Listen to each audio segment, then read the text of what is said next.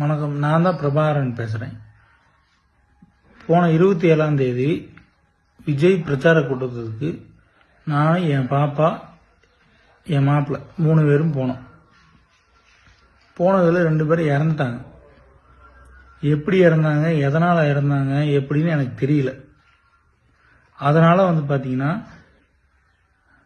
நான் சிபிஐ விசாரணை வேணும்னு சொல்லிட்டு நானாகவே பார்த்தீங்கன்னா தான் கேஸ் கொடுத்தேன்.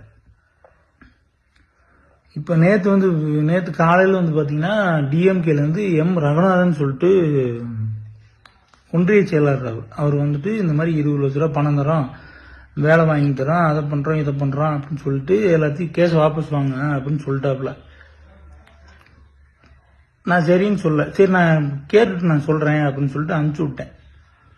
இப்போ பார்த்துட்டிங்கன்னா காலையில் நியூஸில் இந்த மாதிரி போகுது. பிரபாகரன்றவர் இந்த மாதிரி கேஸே ஃபைல் பண்ணல அப்படின்னு சொல்லிட்டு போகுது. நான் தான் கேஸ் ஃபைல் பண்ணேன். இந்த மாதிரி என் பேர் தான் போடுறாங்க. பிரபாகர் எல்லாம் கேஸ் கொடுத்ததே தெரியாத மாதிரி போடுறாங்க. அதனால இவங்க இந்த மாதிரிலாம் பண்றவங்க வேற என்ன வேணாலும் பண்ணலாம். நானும் எங்க அம்மாவும் மட்டும்தான் இருக்கு இப்ப என் குடும்பத்துல. எனக்கு எங்க அம்மாவுக்கும் உயிருக்கு உத்தரவாதம் வேணும். இவங்க இதெல்லாம் பண்றவங்க என்ன வேணா பண்ணுவாங்க. எனக்கு எங்க அம்மாவுக்கும் உயிருக்கு உத்தரவாதம் வேணும். அதுக்கு பாத்தீங்கன்னா சுப்ரீம் கோர்ட் தான் உத்தரவு. அது எனக்கு சொல்ல தெரியல, நீங்க தான் பார்த்து பண்ணிக்கணும். நன்றி, வணக்கம்.